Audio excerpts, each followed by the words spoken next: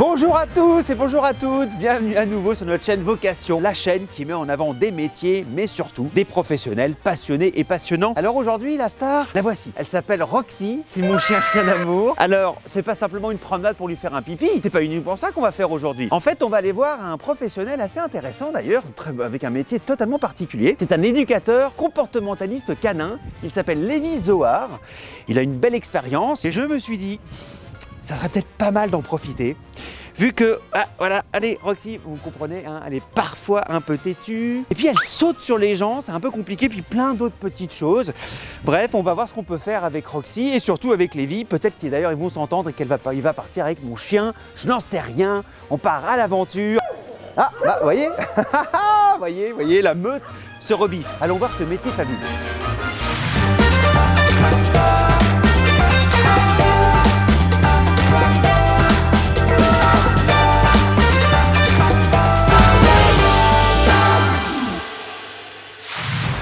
Hey, coucou Poupouille. Salut Poulette. Cher monsieur Zohar. Comment ça va? Merci. On serre la patouille quand même. Ah ouais, d'accord. Merci. Pas de rien. Donc voilà, chers amis, je vous présente Lévi Zohar. Une Salut tout le sommité. monde. N'exagérons rien. Restons humbles. Alors je t'ai ramené la princesse, faut qu'on fasse du concret. Oui. Je te présente Roxy, un jeune eurasier, une femelle magnifique de 9 mois. Ah ouais, elle est très jolie effectivement, je confirme. Bon. Ouais. Bon alors du coup, comme d'habitude, on va Allez. parler de toi d'abord, puis après on parle au chien. D'accord, ok, ça marche. Bon Lévi, alors parle-nous un peu de toi, parce que quand même, hein, c'est un métier particulier. C'est quoi ton parcours? Ah, j'ai un parcours très atypique. J'ai été pendant plusieurs années dans la protection de personnalité. D'ailleurs, on me voit sur Netflix avec Michael Jordan, notamment. C'est vrai? Oui, c'est vrai. Mais tu as quoi? T'as fait des sports particuliers? En termes de sport, Pencak Silat, Krav Maga et Aikido, donc voilà. Et j'ai fait effectivement quelques personnalités comme Madonna, Michael Jackson. Donc ça veut dire que ton premier métier, c'était bodyguard. Voilà, c'est ça. Puis en parallèle, je faisais du chien, mais le métier propre à l'éducation, je l'ai découvert quand j'étais gamin en fait. Pour la petite histoire, j'avais un chocho à langue bleue et un jour, mon chien a croisé un chat. Et Tayo, il a commencé à tracer. Puis à un moment, je me suis fait percuter par une voiture. Et là, extinction un peu des feux. Tu dis extinction des feux, c'est que tu as perdu connaissance? Oui, ça m'a valu quelques points de suture et des trucs. D'accord. Et donc c'est à partir de ça que tu t'es dit, je vais devenir éducateur non, canin. une fois que j'ai découvert qu'il existait des mecs qui dressaient les chiens. Parce que là, que ça aurait été un événement déclencheur extraordinaire. Quand même, hein. c'est clair. Donc j'ai rencontré un gars qui s'appelle Michel Hasbrook et il y avait un concours à Longchamp. Pendant 2 jours, il était là. Pendant 2 jours, je le harcelais, le mec. Je veux apprendre, je veux que vous m'appreniez. Au début, il me faisait ça, dégage. Après, Et tu voulais apprendre pour toi? Au début, je voulais pas spécialement en faire un métier. Au début, je voulais comprendre et pouvoir avoir un chien qui m'emmène pas derrière un chat. Ensuite à ça, j'ai travaillé avec les grands noms du chien comme André Noël et la personne qui a introduit le malinois en France. Le malinois, on est bien d'accord, c'est le chien qui est très utilisé Pour les chiens de police, pour ce qu'on appelle les chiens utilitaires. J'ai vu des vidéos d'ailleurs de malinois qui couraient et percutaient le nez, la tête du mec. casser le nez et mettre KO. Ouais. C'est pas du tout ce que tu fais. J'ai fait. Ah, tu as fait ça aussi? J'ai fait, oui, parce que j'étais gendarme, donc oui, forcément j'ai fait un peu, j'étais instructeur. Ah mince, attends, il y a le chien qui s'en va. Bah viens, on continue, on va Allez, faire un on y plan va. ailleurs. Roxy, attends! Bon, chers amis, vous voyez, on a trouvé un nouveau lieu très sympathique. Et puis surtout, c'est que je crois qu'on a fait une heureuse. Là, regardez, elle fait son petit trou. Elle est adorable. Qu'est-ce que ça veut dire quand elle fait son trou comme ça? Voilà, en fait, elle est surtout à la recherche d'une odeur qui l'inspire. Une odeur qu'elle a détectée, qui lui plaît. Avoir une bestiole en dessous qui inspire en tous les cas. N'importe quoi. Bon allez, revenons à l'interview, hein. Revenons à Lévi Zohar quand même et pas au toutou. Donc on est d'accord, tu as été un pur autodidacte jusqu'à présent, tu as appris sur le terrain C'est avec ça. des maîtres, on va les appeler des C'est- maîtres. ouais. Et quand tu es arrivé dans la gendarmerie, est-ce que là tu as été formé sur ces techniques-là? J'ai été formé sur un certain nombre de choses, notamment parce qu'il y a une différence entre le chien de particulier et le chien de travail à proprement parler. Et donc il y a eu 2 personnes qui avant m'avaient instruit. Il y a 2 bons duves et André Noël en même temps, puisque c'était eux principalement les personnes qui faisaient ce qu'on appelait le chien de travail, normalement le ring en fait, tout ce qui est apprentissage de mordant, travail au mordant, etc. Et donc j'ai appris là, et puis ensuite de ça, ça s'est reporté sur la gendarmerie. Et donc là, à partir de là, tu as fait la conjugaison de tout ça et tu as lancé ton activité. Oui, j'ai lancé mon activité, alors j'ai commencé à élaborer ma propre méthode sur l'éducation du chien de particulier pour que ça matche. Alors, je suis parti d'un constat, c'est que les chiens n'avaient pas de problème. Ou très peu, ça représente moins de 2% de chiens qui ont réellement des problèmes. En revanche, la vraie problématique du chien, c'est son environnement et son groupe social. C'est-à-dire que les gens prennent un chien, ne savent pas communiquer avec et vont induire le chien en erreur. Du coup, on va se retrouver avec des chiens qui sont réactifs, avec des chiens qui se jettent sur les voitures, avec des chiens qui se jettent sur les vélos, les joggers, les machins, des chiens qui sont destructeurs, des chiens qui ont peur de l'abandon, etc., etc. Et donc là, effectivement, il y avait un vrai travail à faire. Bon, je pense qu'elle a envie de bouger, moi aussi. On va parler de la troisième partie en marchant. Allez, ça va. Allez, c'est parti, troisième partie en marchant, on y va. Viens, Roxinette. Depuis maintenant un peu plus de 5 ans, il vit pleinement de son métier, de sa vocation, hein, parce que c'est une vocation. C'est une vocation. Voilà, donc pour toi aussi, une vocation, c'est quoi? C'est une passion avant tout. Une passion avant tout. Ressentir les choses avec amour. Je n'arrête pas de le dire. C'est ça. Maintenant, le moment phare de l'émission, c'est ce qui fait notre petite spécificité, sache-le. C'est vrai. Ouais, c'est la mise en situation. Je t'ai ramené le plus beau chien du monde. Par quoi tu commences? Concrètement, on fait quoi? Eh bien, écoute, concrètement, je regarde un peu ce que fait ta chienne. Donc là, j'ai eu le temps de l'observer, mais je regarde surtout ce que tu fais toi et tes interactions avec le chien. Et là, je me rends compte que, en fait, vous êtes très fusionnels. Toutes les femmes sont fusionnelles avec moi. Eh oui, je comprends. Je comprends. C'est une jolie femelle, mais qui a besoin d'avoir aussi des règles et un cadre. Et ce qui semble ne pas être le cas aujourd'hui, en tous les cas chez toi. Mais donc ça sous-entend que la première des choses, lorsque tu commences ta séance, c'est d'observer Oui. la relation entre le maître et le chien. Oui. Donc c'est d'abord de l'observation. C'est ça. Alors ça va très vite en fait. Ça prend, allez, on va dire 5 minutes d'observation, tout en discutant avec son humain.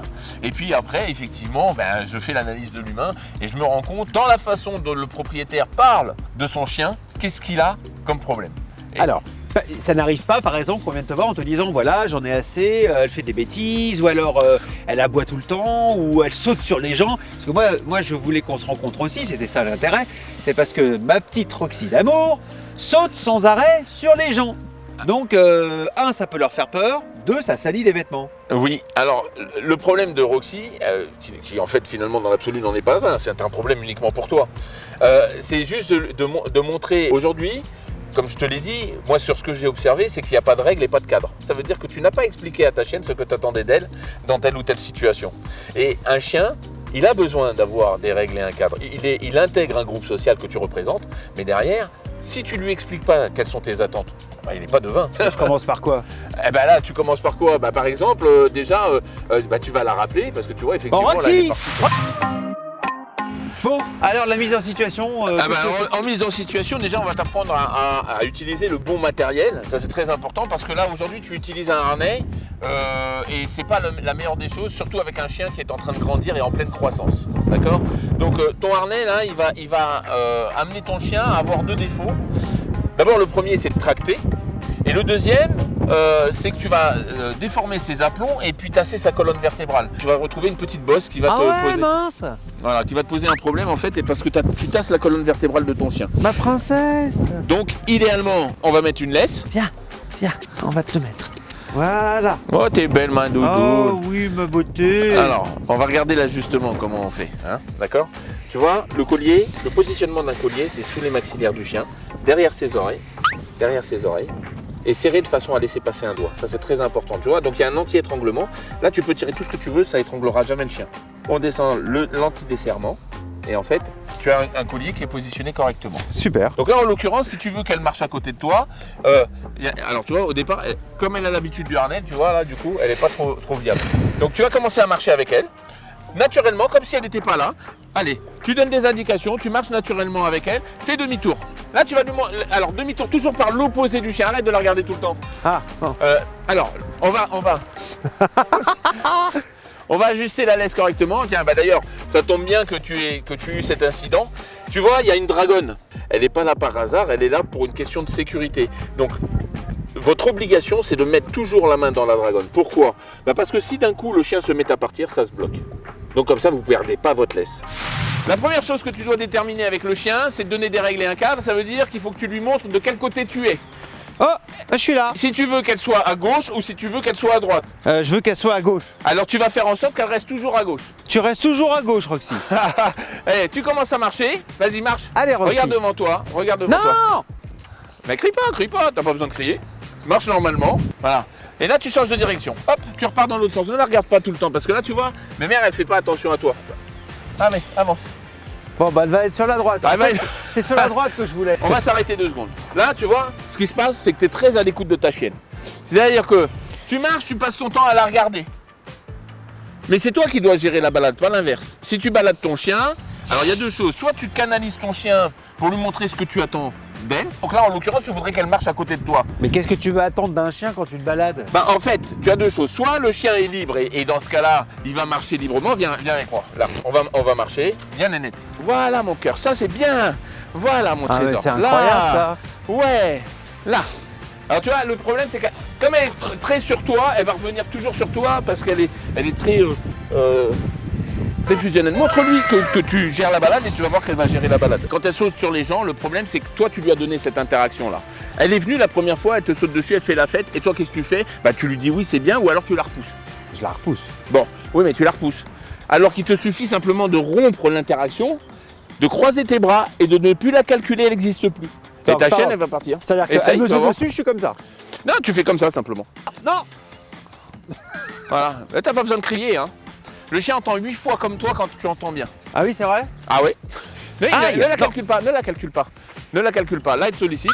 Tu fais comme si de rien n'était. Bon, donc en Ignore-la gros, complètement, elle va partir. donc, est-ce que la voix, est-ce qu'il y a le jouer avec la voix comme on fait au théâtre, par exemple? Exactement. C'est grave, ça. Est-ce que ça, c'est important? Oui, c'est important parce que le langage du chien est multiple. C'est-à-dire qu'il est axé sur le son, donc la voix, mais elle n'est pas indispensable. C'est-à-dire que tu as des chiens qui sont sourds et avec qui on peut faire l'éducation par la gestuelle, etc. Là, je vais lui apprendre à pas bouger en fait.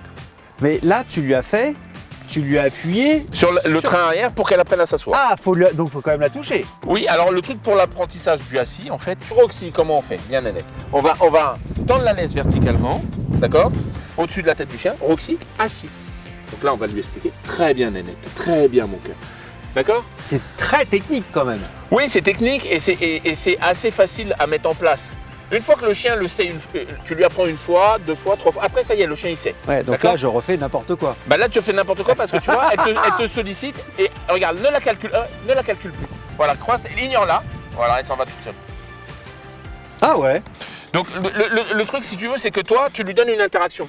Bah oui. Donc, pourquoi elle s'arrêterait puisque tu lui donnes une interaction? Donc ça veut dire que si elle fait ça, je fais ça et elle s'arrête. Voilà, exactement. Donc là, si j'ai bien compris, laisse. On va aller faire un test. Regardez bien. Laisse au-dessus de la tête. Ouais, L'index. ouais, axi. Voilà, ça va tout seul. Maintenant, elle connaît, tu vois? T'es ma beauté. D'accord. Bon, donc du coup, ça se finit comment après ta séance? Ah bah tout simplement par la concrétisation d'un contrat et le flouze derrière. Le va flou, bien avec. l'argent. L'argent. Eh ben, c'est parti. Le nerf de la guerre. Le nerf de la guerre, et c'est important parce que vous voulez tous savoir combien ça gagne et comment ça marche. Et donc c'est parti. Comment ça marche finalement? C'est à la séance, t'as un forfait, comment ça fonctionne? Alors pour le travail comme ça, j'ai 3 formules. Hein. Il y a le one shot, donc ça c'est quand les gens ont besoin d'un petit conseil qui va les aider immédiatement. Comme nous là maintenant quoi en gros. Ça a Ouais, été un truc voilà. un peu flash sur 2-3 problématiques. C'est ça. Donc sur du one shot, c'est ça. Et puis ensuite, j'ai une formule à 9 séances qui vont comporter. Alors il faut savoir que moi je travaille toujours le chien en situation réelle, qui est l'extérieur, la rue, face à tout ce qu'on rencontre réellement dans la vie de tous les jours. Les 2 premières séances, c'est moi qui ai le chien en main. Je suis avec les propriétaires et j'apprends tout au chien. Marche au pied, assis, couché, pas bouger. Sur rappel. 2 séances. Sur 2 séances. 2 2 séances de... de 20 minutes si le chien est adulte, 10 minutes pour un chiot. Et ensuite de ça, il y a 7 séances pour l'humain. Donc on voit bien le ratio de la difficulté. Hein. Et cette séance où je vais apprendre à l'humain à avoir les bonnes communications avec le chien. Donc en clair, quand je fais l'éducation, je formate le chien comme une serrure et à eux, je leur apprends à utiliser la bonne clé. D'accord. Combien ça coûte en gros les tarifs concrètement? Alors en ce qui me concerne, moi je veux pas être excessif. Donc en termes de prix, juste sur du one shot, on est à 42 €. D'accord. Pour une éducation complète, comprenant les 9 séances en forfait, on est alors à 360 €, hors frais kilométriques lorsqu'il y a un dépassement kilométrique, etc. et péage. D'accord. Des séances de 20 minutes entre 42 €, 360 €, 9 fois 20 minutes. C'est ça. Tu en fais combien à peu près par semaine par exemple? Écoute, je fais entre 5 et 8 chiens par jour. C'est des one-shots, c'est des... C'est un mélange. C'est un mélange. Mensuellement, je tourne une fois que j'ai dégagé toutes les charges, etc. Je tourne entre 2005 et 4000 € net par mois. Bien. Donc, c'est important quand même ce qu'il est en train de nous dire, entre 2500 et 4000 € net par mois. Alors bien sûr, il a fallu du temps pour faire ta clientèle. Mais lorsqu'il y a une bonne vitesse de croisière, ce qui renvoie un message quand même assez simple à toutes celles et tous ceux qui s'intéressent à ce très beau métier. Beaucoup pensent qu'ils ne vivront jamais de ce métier. Là, tu viens de nous donner un salaire, soyons clairs, qui est souvent bien plus élevé que celui que gagnent ceux qui veulent faire ce métier et qui en ont peur. Oui, mais le démarrage n'est pas aussi simple que ça. Là, moi, par exemple, j'ai formé des éducateurs qui aujourd'hui commencent à se faire connaître assez correctement sur la place du marché et commencent à bien tourner. Mais au départ, il faut qu'ils arrivent à se faire leur clientèle, leur réputation, leur machin. Mais c'est le cas pour toutes les professions où on se met à son compte. Enfin, oui, c'est tout à fait, pareil. tout à fait. Mais j'entends toujours cette idée, oui, mais c'est un métier où je suis sûr que je ne gagnerai pas ma vie. Faux.